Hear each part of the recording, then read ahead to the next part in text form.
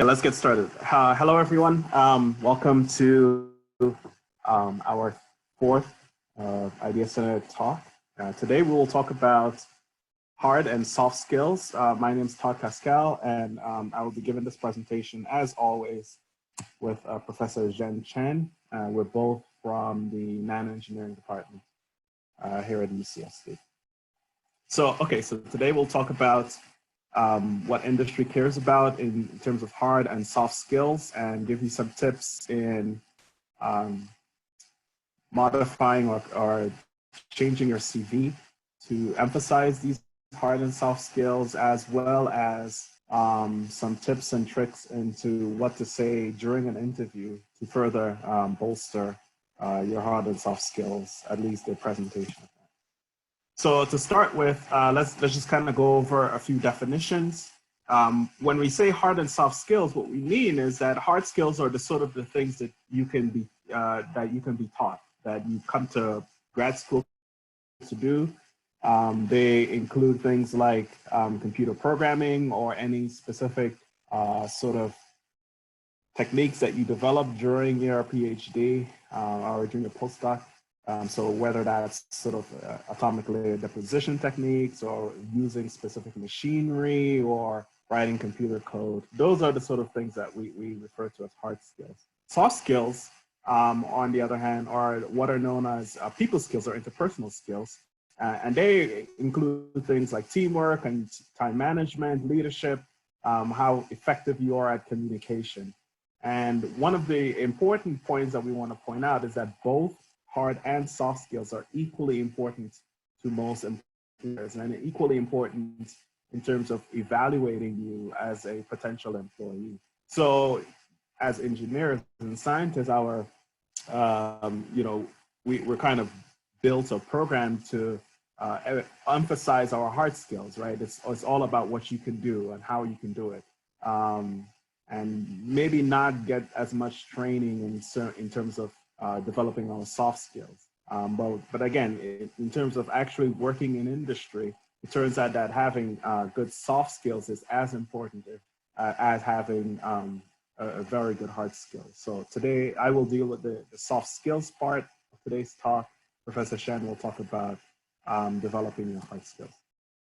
So to make the point clearer, hard skills, at least from the perspective of an employer, the hard skill tells them how great you will be at the job that you're being asked to do.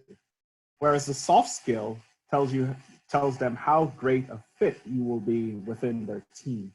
And of course, to get hired, you have to have the right mix of both, and it has to be in the right proportions and in the right way. So here we will again show you how to emphasize these skills during both the CV stage and also the interview stage. So to start off with soft skills, which I will be taking care of, these are known as people skills, and they're really hard to quantify. I mean, so the example I give here is that we can pretty much show from our papers and so forth how good a programmer we are, or we can sort of pull out some computer code, or if you ask in an interview, how would you solve this problem, you can probably write a pseudocode to show how you would solve it. And that really demonstrates your abilities and your hard skill abilities. But how do you show an employer that you're a compassionate person, or that you're a really good team player, or that you are very organized in your thinking? And that's a little bit harder. Specifically, how do you show them that you have very strong work ethic? That's hard to do. And so the top 10 soft skills that most employers would say that they are interested in a potential employee having are things like communication, leadership, motivation, responsibility, your ability to problem solve, your flexibility. So what happens to you when things don't go right, or how adaptable are you to changing work condition and environment? Your decisiveness, your ability to work under pressure, time management, of obviously teamwork, and then Conflict resolution, as any, working with a team invariably, working with any set of humans invariably leads to problems, personal problems that arise. How are you able to effectively and efficiently sort of manage when problems arise and keep the team working at its optimal level? So these are very important, again, skills. We like to say that the hard skills gets you the job, and the soft skills allows you to keep the job and to move up in the job effectively. And so, for your long-term trajectory, both are equally as important, and both are critical for you maintaining high levels of productivity. So let's talk a little bit about teamwork. That's one of the, in terms of the soft of the top 10, teamwork is usually ranked within the top 2 in terms of what most employers are looking for in terms of soft skills. And you've probably heard a lot about the culture of an organization. It's become sort of one of these buzzwords that gets thrown around these days, especially with the advent of big tech and the change in the corporate environment from sort of suits and ties to something much more relatable in California, to flip-flops and t-shirts. But that is a very specific culture. That culture of sort of more relaxed is a very different culture than, say, working on Wall Street, where that is much more formal. And that's, again, very different than working in sort of rural areas and so forth. And so understanding the culture is sort of the culture of the company is the critical part of demonstrating that you can be a good team player. And from the manager's standpoint, there are 2 types of teamwork, at least what I call teaming skills. One is teamwork and the other is team building. And so maybe we can go into a little bit of the mechanics as to how people, at least corporations, organize or see the different roles that one can have within a team. And that is usually built around this, what is called the Belbin team roles model, and that comes out of social sciences. And this model says that there are basically 9 types of roles within an effective team. You have people who are completers or finishers. So those are the people, you hand the ball off to when you're at the 1-yard line, to use an American football metaphor, to get the touchdown. They're the people who would kind of finish the deal, as it were. You also have coordinators, sort of the people who are generally tasked with organizing all of the members of the team to be more efficient. Implementers are people who sort of are, what we like to call, so they're sort of like the worker bees, as it were. They're the people who actually get the work done.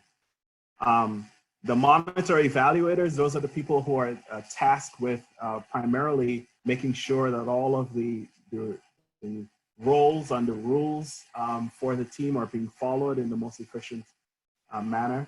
You have people who are known as plants, and not trees, plants. These are the folks who think outside the box. They're the sort of your idea machine, your idea generators, effectively. Your resources investigator kind of keeps a tab on all of the different resources, whether that's sort of financial resources, physical resources, emotional resources even, and make sure that all of that is being well adjudicated and being optimally used.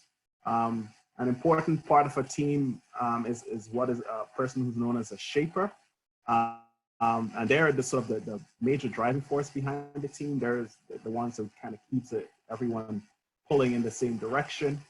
And then, of course, you have the team worker who sort of just who's primarily there to just identify what needs to be done and to do it. And the team worker is sort of slightly different, as it were, than the implementer. So the implementer takes a plan and sort of creates a structure around which that plan can be executed. The team worker is the person that comes in and actually does the work at the end of the day. The one thing that we want in terms of a soft skill, the one thing that we want to leave you with is that for each of these 9 roles, I want every one of you to sort of just jot down maybe the top 2 or top 3 ones that best suit, at least best fits your personality and best describes you. And once you've taken that time to kind of do that, then you can talk very, very passionately about your role on the team when you come to the interview. And you can even include some of these phrases when you're putting in your skills section. You can say things like, I am on this scale, I would probably be most well described as a completer finisher on a team, for instance, and you can talk about that. Yeah, the take-home message here is that you need to determine the role that you're going to play on the team and mention it in your CV and during the interview.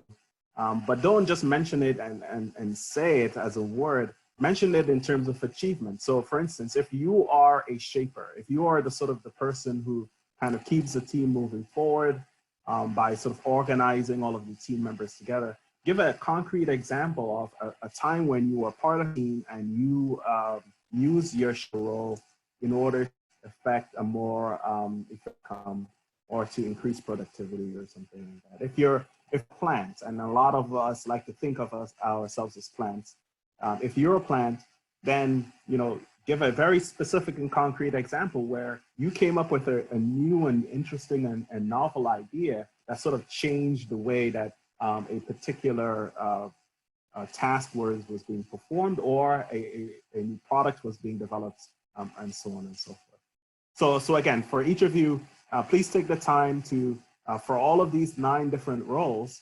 sort of write down the top 2 that you think best describes you. And once you've written down the top 2 that best describe, maybe put a 1 or 2 sentences with very specific examples that you can rehearse and say to someone during an interview to convince them that this is the kind of role that you would play on the team. Okay, so we've talked about teamwork. Let's talk a little bit about organizational skills. And here are some of the strongest organizational skills that you would want to include on your CV, and also talk about during an interview. You want to talk about your ability to be collaborative, your efficient communication, teamwork again, of course. One that's really important is work-life balance, and that is a really strong selling point for you when you start having formal interviews. Sometimes interviewers ask you questions about what do you do when you're not at work, and so thinking a little bit about that beforehand, so that you can have a ready answer for a question like that, is incredibly useful. And again, we're human beings, we're not just machines, and so it's very important for us to have a balanced life, as it were. And recently we've entered, as a society, we've placed a large emphasis on mental health as well as physical health and emotional health.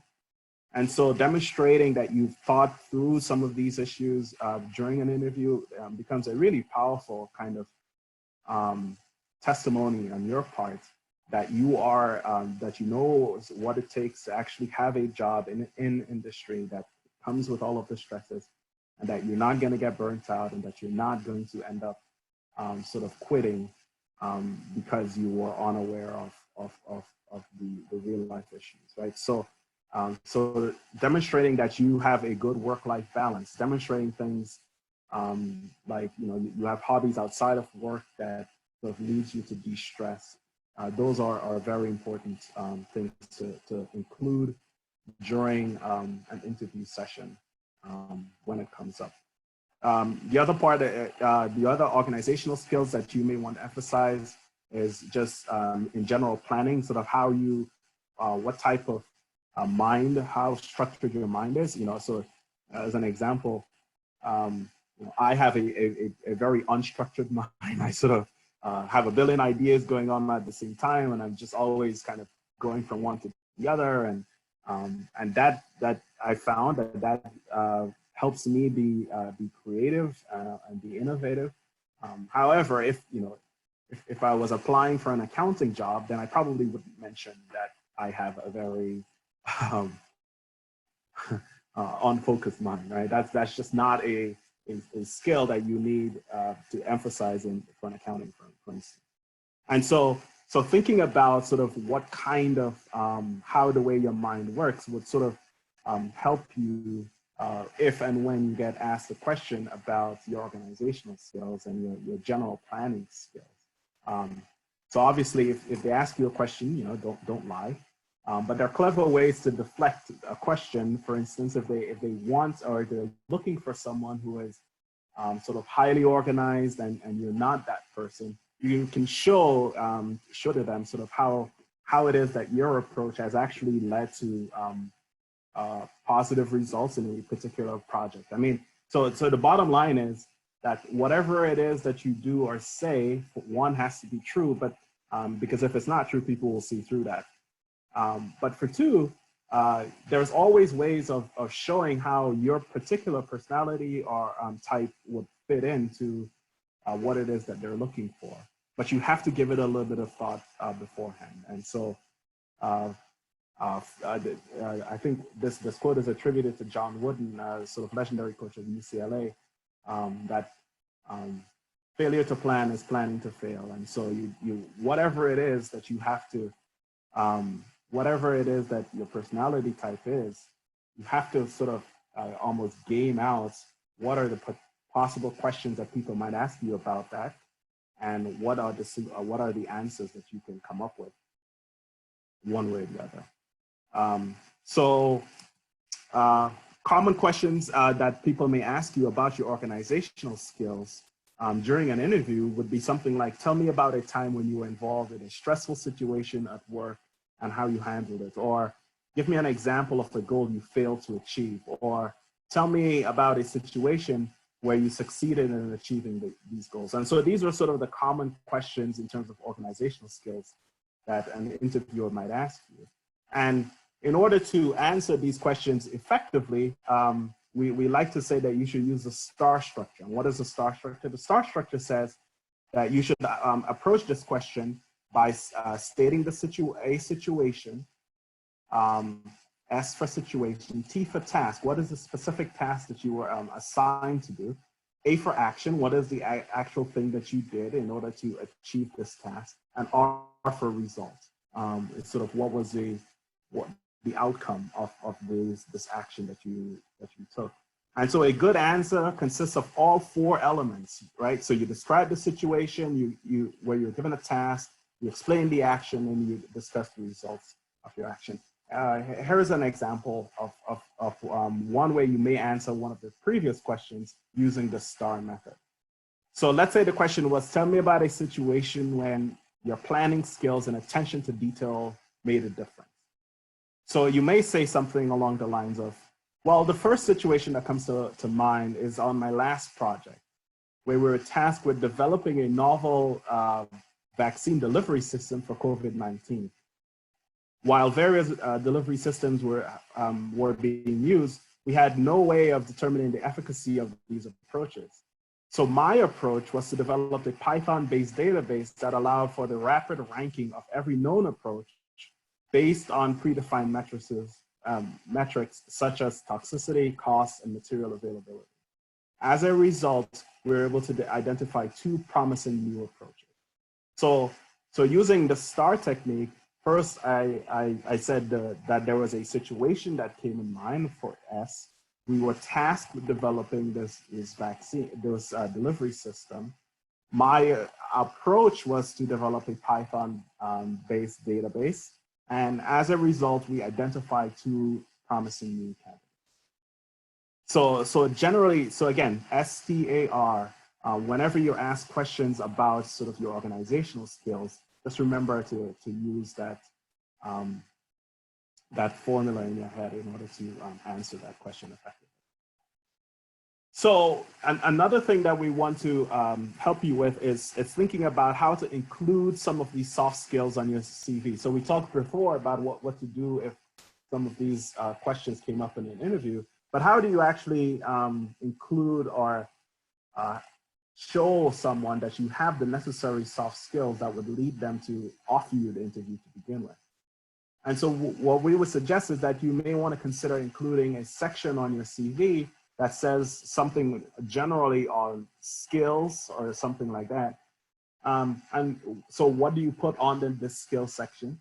Well, first of all, you should tailor your CV to every specific job that you're seriously applying for. Obviously, there are these sites you can just upload your CV and then it gets sent to a billion jobs that may be related.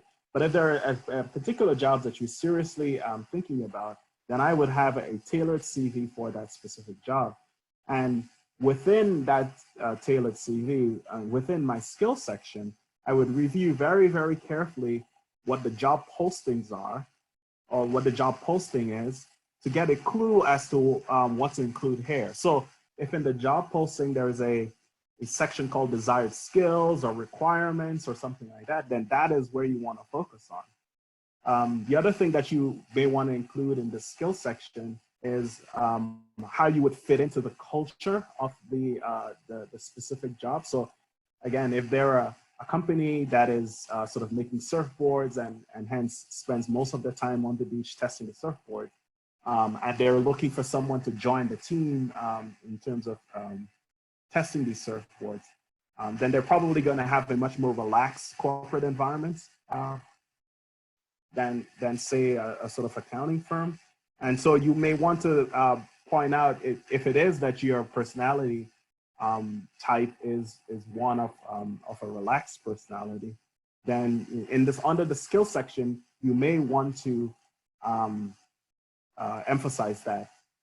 But not just say it, and then we'll come with this in a little bit as to how best to emphasize that. You don't just want to say, "Oh, I have a relaxed culture." You want, "I have a relaxed personality." You want to go beyond that.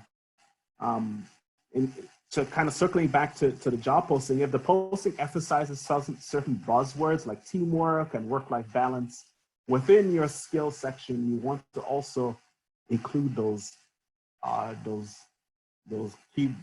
keywords so that the person who is reading it is usually a part of the team who crafted the job posting. So if they see that you are in tune at the very least verbally with what it is that they're looking for, they're much more likely to seriously consider your CV. And so that's just one trick in terms of getting your CV noticed, is basically just to sprinkle within your CV the words that they use during the job posting, because that is what they're actually looking for. And so that helps get your CV noticed a bit more. All right, so here's an example of what a soft skill requirement or request would be in a job description. So going back to my favorite accountants, I'm not sure why I keep picking on accountants, but anyway, let's say that the job was for an accountant and it says, accountant wanted good verbal and written communication, bookkeeping and data entry skills, must be dependable and have a strong work ethic, will perform accounting functions X, Y, Z.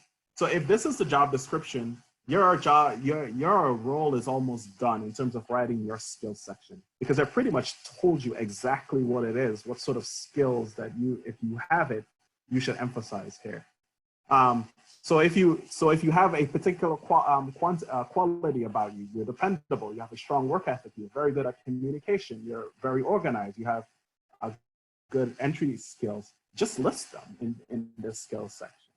But more than just list them, offer proof, right? So if you're very dependable, for instance, if within your research group, your advisor recognized that you're a very dependable person and you are therefore charged with keeping track of all of the inventory of all of the chemical supplies that are being used in the research group. If you had been assigned that role within your group, because of your dependability and everyone knows that you would get the job done, then offer that as a proof of that soft skill. If you have a strong work ethic and that each of you as a grad student is probably spending 15, 16 hours working. But if you, for some reason you should not do this, by the way, is spending 20 hours every day working. You should definitely not do that.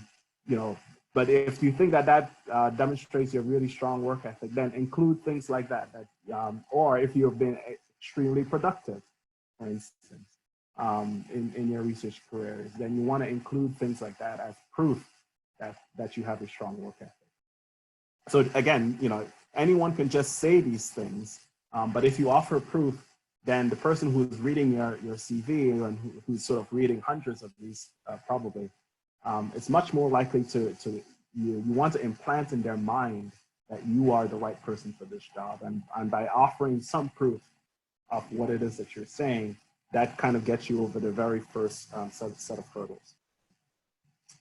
So, so let's go back to our accountant example. Here is an example of what you may write for this particular job posting.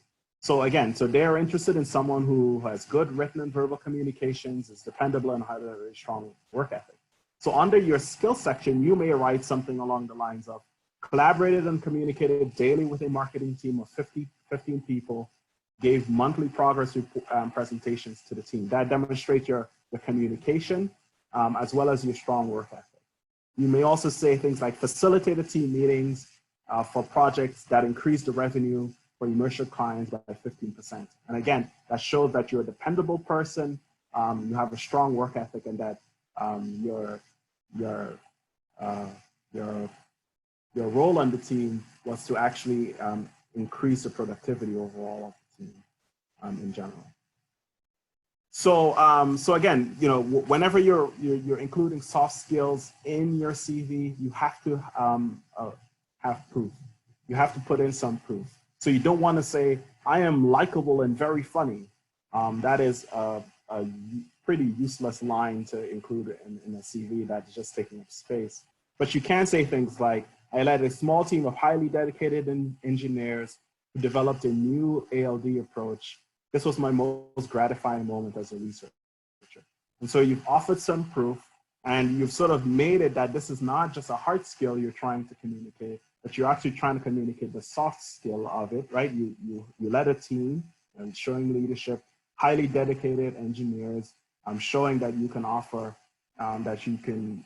offer praise to people to keep them motivated. And it's the most gratifying moment as my researcher, showing that you're really connected to what it is that you were doing before, and you were also emotionally invested in your job. All right, so that is it for soft skills. I'll turn it over to Professor Shan, who will talk to you about how to effectively communicate your hard skills. Okay, thanks, Todd. Since we're doing transition, I saw a question in the QA box. Do you want to take this opportunity to explain a little bit? Sure. So the question was, how is a completer finisher differ from a team worker? Right. So the completer finisher is sort of, so you might want to, again, back to my football analogy, you may want to think of the team worker as sort of, you know, the guys in the trenches who are sort of doing the day-to-day, everyday sort of work. And the finisher is the guy you sort of hand the ball off to when you want to score a touchdown at the end, right? So, so that is the difference between the team worker and the finisher. The coordinator and the shaper. So the shaper is generally interested in sort of the big picture ideas. They kind of give you some, you know, overall strategies, let's say, would come from the shaper. And the coordinator would be the person who sort of makes sure that all of the parts on the team is working in an efficient fashion in order to accomplish the task that is being asked of them. All right, hope that answers that question.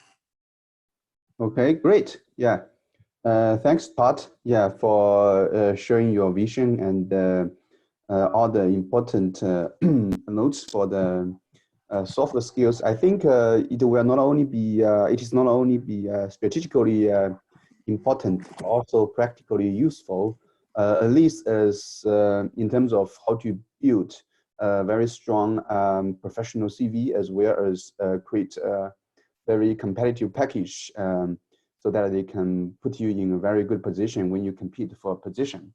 I'm going to add a few tips on top of that by talking about some hard skills. So yeah, some of them I come from what I have experienced in the past.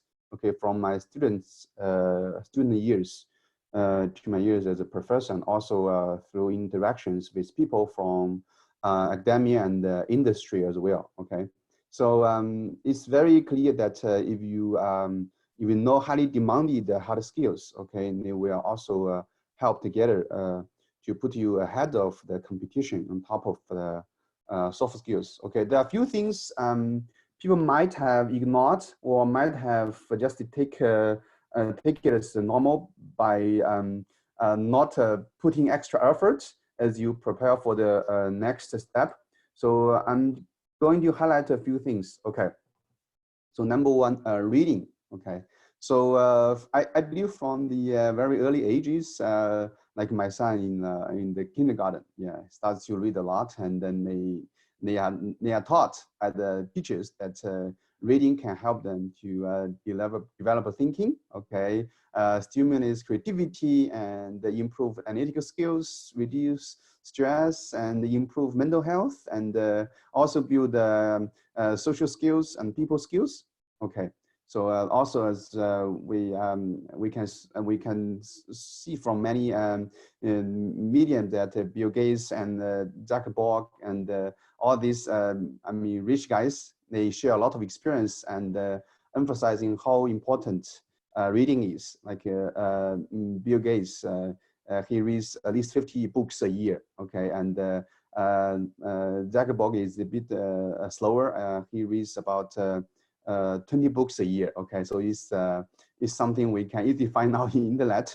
But I think in terms of practical skills, the reason we have to develop a very good reading skills and reading really efficiently is because, okay, very simple. You have a lot of stuff to read when you go to industry. Okay, go to find a job. Okay, and also today, if you are doing your research in the lab, you know how many papers you want to read, right? How many papers you have been received from your advisors, from your collaborators, and then you have to read a lot of reports and patterns. And then especially if you have a chance to lead a group to develop some novel technology, you want to read a lot of patents and legal documents. When you file patents, when you talk about investors, so all these are very important. You are going to have tons of stuff to read. Okay, so developing good reading skills by very effectively tease out important information, and then by screening materials. So this is something you have to, or you need to keep strengthening yourself along the years if you haven't paid enough attention. Okay, so reading is common, but it's really, really important. Once you have tons of stuff, you will realize time is limited, so you have to really read fast and efficiently. Okay, so prepare and then read more if you still have time. Okay, especially during the pandemic. Okay, during the pandemic, so you can develop a little more time and devote it in reading more. Okay, so writing. Okay. So people do writing by do writing. I mean, to make life. A lot of writers. I mean, especially today, people write in blogs, internet. They publish. I mean, small essays. They got I mean, or they're columnists. They make a lot of money. They can do this. But as an engineer, okay, as an engineer or as a scientist, okay, writing is about everything. Okay, so again, think about your real life today. Okay, so all your productivity. Okay, all your productivity is reflected by writing, okay? Because it translates to whatever you have done, right? Translates to whatever you have achieved. So your homework, right? Your exam, okay, everything is by writing, by writing, okay? And if you are graduate students, okay, I believe of the audience, we are graduate students, right? So what you will get, right? So, I mean, in the lab, I see, I mean, in your class, you write essays, you write reports, you write papers. Okay, as a graduate student, in the end, after 5 years in PhD or in your master in 2 years, 1 or 2 years, what you are going to get? Okay, papers patterns, and the presentations. Okay, that's what we talk about. Very simple, the 3 Ps, right? So you get papers, patterns, and the presentations. So you want to practice and train yourself how to write good papers. I mean, writing essays sometimes is different from writing papers, right? Patterns is also very different, right? If you haven't had a chance, try to develop a little bit of, skills in writing patterns by reading first, okay? Refer to professionals, Anthony's how to write patterns in basic structure, okay? Presentations, we also talked about a little bit before, and then you want to practice how to prepare good presentations, right? So that you can deliver your results, you can deliver your achievements in a way people can not only listen, but can also read very, very easily, okay, from the presentation, okay? So you're going to also have a lot of reports if you don't write papers or patterns, right? When you go to, let's say you have engineering position, you are leading a position to develop a new product, right? So everything will start from report, right? So at the beginning, you're going to report your research, right? Progress, scientific reports, you're going to report business development, right? You're going to have a daily report about your project progress. You're going to report to your, directors, to your supervisors, okay? So all these are reflected by writing, okay? So in conclusion is that very good writing skills will help others to learn better about your work, right? So in the end, they will help you, okay? They will promote your work. They will help you to build a strong competitiveness, okay? So it's very routine. Everyone knows you want to write and then you need to write a lot and then write well, okay? But developing very solid skills at this stage is definitely very, very critical, okay? Very critical, okay? The third one is math. We are all engineers, right? I believe in our school, we are talking about engineering. We talk about science and engineering, okay? So people have emphasized the math probably from 3-4 years old, at least 5-6 years kindergarten, okay? So my son is doing math every day, okay? But how important is math? Why do you need to learn so much math? As an engineer, we know we learn math, we can get very high scores, and then we can apply for very competitive institutes and get scholarship. By good scores and good performance. Okay, but when you come to real life, come to a job. Okay, so you will ask yourself, I do so much math. Can I make more money by doing more math? By doing better math? Okay, so it's definitely not about making more money. Okay, so it's a basic. Okay, it's a basic life skills in your job, okay, in your job, okay. So if you think about, in business, okay, in your job, everything, okay. So business and math, okay, they go together, okay, they go hand in hand because business is only dealing with, in the end, with money, right? Profit, money, sales, income, right? So the money encompasses everything in itself, right? Everything you have done, okay, everything you are doing in your job is very simple, is to make money, right? And of course, we're going to, benefit the society and create, a better product for people to improve their life, improve their health, improve the environment, everything. But in the end, for yourself, in a very unpractical way, companies, they want to develop, they want to grow, right? Profit, money is important. So math, okay, math deals with money, and then money deals with everything, right? So commercial organizations, companies, corporations, they use math in accounting, right? As Dr. Pascal just mentioned, accounting, okay? And then inventory management, you are going to count your inventory and then control the flow of products and storage, right? Marketing, sales, forecasting, right? You predict your financial conditions, right? Your calculation of salaries, prediction of salaries, interest, tax, okay? So yeah, some basic math skills and strong math skills will help you, okay? So in the end, because, okay, these are very basic skills that deals with everything, okay? So I don't think we need to emphasize too much because as engineers and scientists, yeah, we use a lot of math in our daily work, in your research. So this is something we will still make sure. But one thing I want to emphasize is that business math is probably different from your research math. Okay, in research we probably do a lot of differential equations, integrals, all these complicated math, but in your job, probably sometimes you just do very simple math, statistics. I mean, this something will be very different. You want to familiarize yourself from engineering math to practical math that can be used in industry, okay, in industry and or in a job. Okay, so coding, okay. So now I think coding becomes more and more popular, right? So it's probably the most in-demand skills across all industry, okay.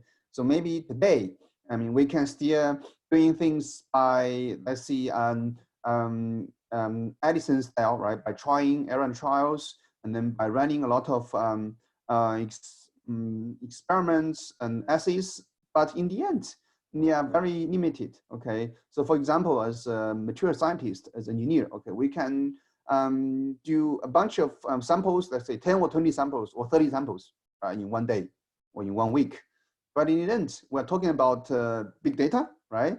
We're talking about machine learning, artificial intelligence. So materials research, wet lab experiments are now strongly tied to new skills called, for example, AI or machine learning. Okay, how we are going to integrate traditional research into modern research using big data, right? Machine learning. Okay, so you are going to need coding skills. Okay, as just as simple as a researcher. Okay, not even mentioning like you are going to go to those giant companies in Bay Area like Google, Facebook, right? Twitter, I mean, these kind of modern IT companies, they need the very strong coding skills, okay? And then also for biology research, for healthcare research, for example, for dealing with a lot of data from assays of like the COVID-19, right? A lot of big data from assays from different countries over the world, okay, in healthcare industry. And also in the financial trading, right? So for example, Wall Street, right? And they're using machine learning, like quantum data, right? Quantum computing to predict or, I mean, optimize stocks, right?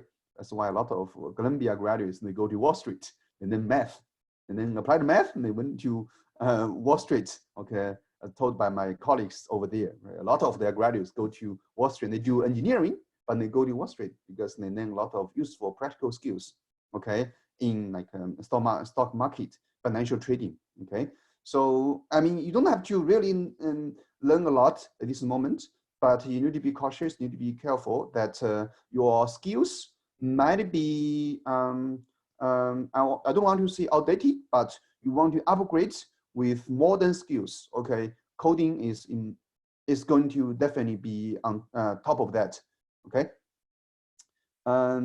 The next one is actually, I would say, is opposite direction, Excel, right? Excel has been developed for over 30, 40 years, right? So it's very, very old. It's very old programming, I mean, spreadsheet programming and apps. However, it seems very old, but it's still the most popular spreadsheet in business, okay, in industry, in education, in healthcare, okay, and then for personal data organization. Just ask yourself, how often you use Excel, right? You use Excel very often, I believe, right? So to manage your for example, as a TA, right? You have to do a lot of grading, right? And then you need to formulate your grades, and then do summary of grading, calculate the average, right? STT, right? Highest, lowest, right? You do ranking, right? For your instructors, right? So I believe everyone, if you have done TA, you have dealt with Excel very often. And also for as professors, we also use a lot of Excel, right? For example, we need to do budgeting, right? Budgeting, we work with funding agency, program managers, and also funding managers. We work on Excel for basically every day, okay? Every day, or basically every hour, they need to, budget and in the student expense, supplies, and then all these kind of numbers, okay? In your personal project, you probably, not only as a graduate student, but also in your job, okay? You want to start a project, okay? There's one thing we always talk about is so-called Gantt chart, right? So you want to monitor progress, manage your own project, Okay, a very simple way is to use Excel sheet to basically outline your project target, final goals, milestones, right? So go, no go points, and then using this to very carefully, very clearly manage your project, right? So the many places you will need to use Excel. Okay, so it is, although it's very old, but it's still very popular and is very commonly used in many industry sectors. Okay, from big business, financial to personal organization, data organization. Okay, so if you haven't used Excel, I believe everyone used, but it's always good. Okay, to further strengthen your skills, yeah, different skills in using Excel functions. Okay, even for myself today, yeah, I always want to watch YouTube video and Google search different functions in Excel and how to use them more effectively in improving our research and management. Okay, so yeah, Excel is still, I mean, very useful. Okay, again, project management skills, I would say, is a combination of both soft skills and hard skills. Okay, as Dr. Pascal has emphasized. Okay, so if you have very strong project management skills, it will help you. It will ensure a proper expectation. Okay, that can set around what we can deliver. Right, you want to promise, you want to set a target for a project. Right, so more specifically, it will help you. Okay, to monitor progress and then control the risks. Okay, also mitigate risks. Okay, by feedback, by checking the schedule. Okay, so it also helps teamwork. So you have a few, collaborators in a team, right? By sharing this project schedule, for example, you create a schedule for your entire team.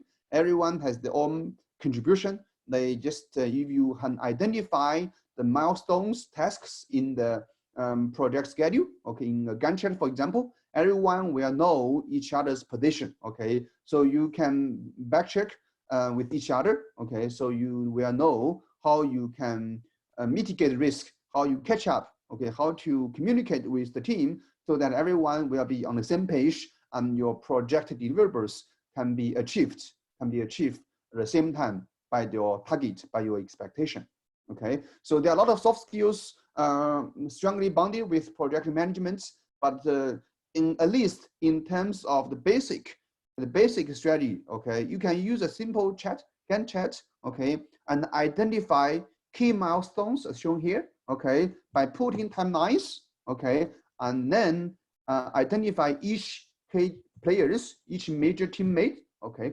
So by following schedule milestones, and then you can coordinate with each teammate, okay. So this is just a very clear, a very simple way to manage projects. Of course, there are many other important skills: communication, negotiation. So these are more like the soft skills you want to bind together when you manage your project. But as a graduate student today, if you are assigned a simple project or 2 or 3 projects by your advisors, you can still implement the same way. Okay, the same way by having a very simple Gantt chart and then list key milestones by checking the progress, yes or no, right? Progress percentage by 100% or 50% according to the timeline. Okay, so this is very easy way to manage your project, and you can practice this way many times, and then you will develop better project management skills. Okay, so I think the last one I would say is the digital marketing. Okay, so maybe you haven't realized, maybe you have already realized, marketing basically is also more important in modern industry, because everyone use internet, use apps, right? Use cell phones, mobile devices, right? So the digital marketing also called online marketing. Okay, so it will help you to interact with targeted audience or customers if you're in a position industry, okay, in real time, more efficiently, okay, more rapidly.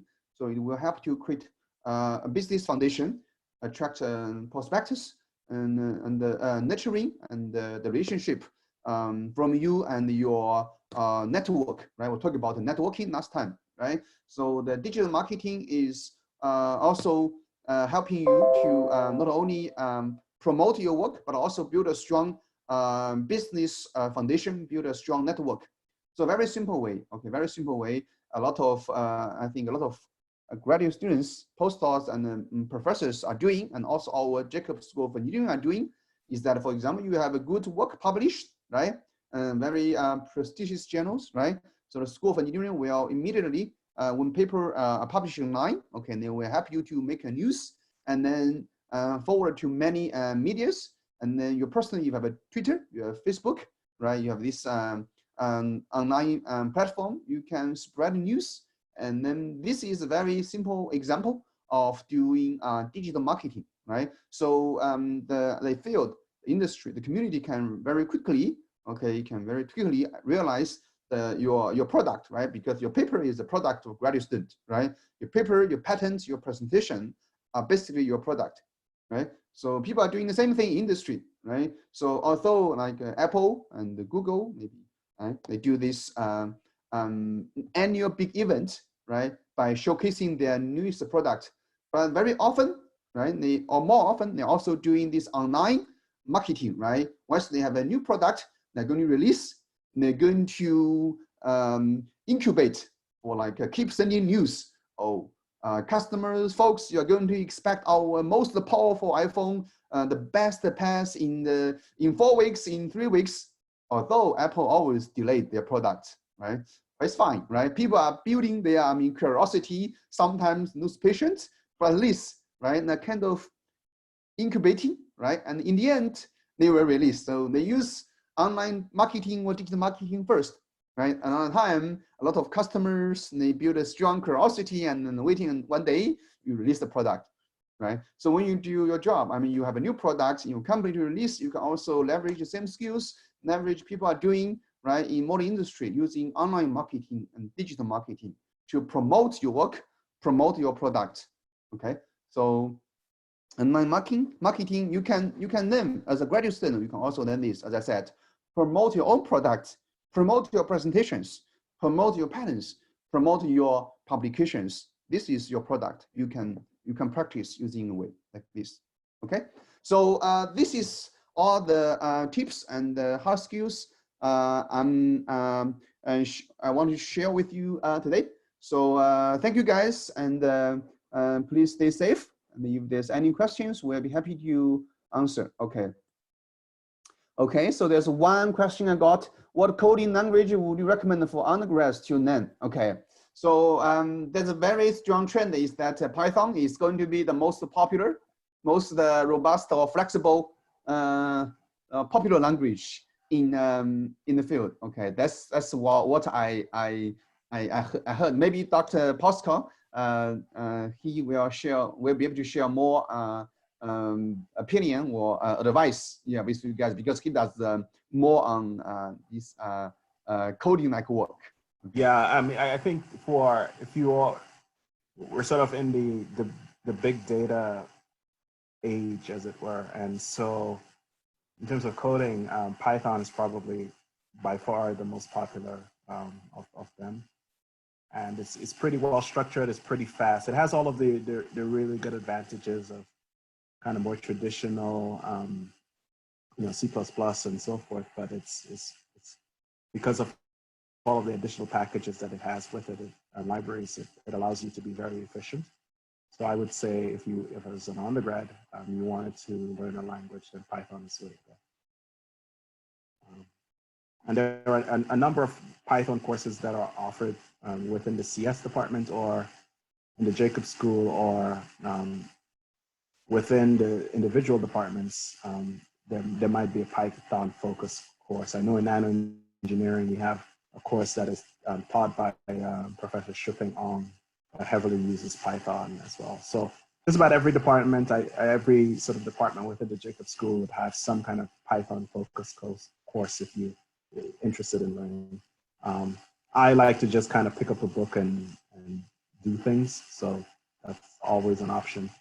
And a lot of like Wiley, I think has, the publisher Wiley has released a lot of their material free online, and in there is a lot of books on Python. So this might be a good time for you to get some ebooks for free or just go online and Google. That should be good enough.